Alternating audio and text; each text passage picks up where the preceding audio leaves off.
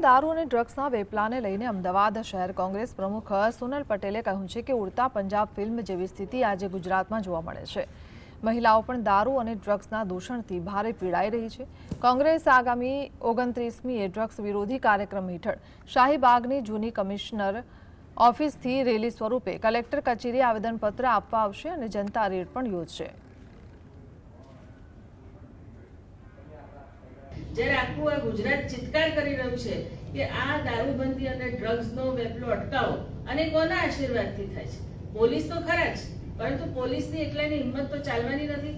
એમાં ઉપરથી નીચે સુધી પોલીસ ખુદ કહે છે કે અમે ઉપરથી નીચે સુધી અંદર જોડાયેલા છે અને અમારા હપ્તા ગાંધીનગર સુધી પહોંચે છે। આ એક ઓપન સિક્રેટ છે।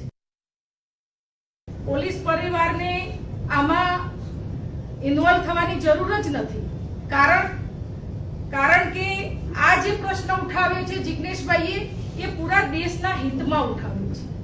એની અંદર પોલીસ પરિવાર પણ આવી જાય છે। શું એમના બાળકો નથી, એમના યુવાનો નથી જે નશા તરફ ધકેલાઈ રહ્યા છે? અને જો એ પટ્ટા ઉતરાવી દેવાની વાતના વિરોધમાં જો એ લોકો આવ્યા હોય તો ભૂતકાળમાં ભાજપના ધારાસભ્ય હીરાભાઈ સોલંકી નથી બોલ્યા? એ વખતે આ પરિવાર ક્યાં ગયા હતા?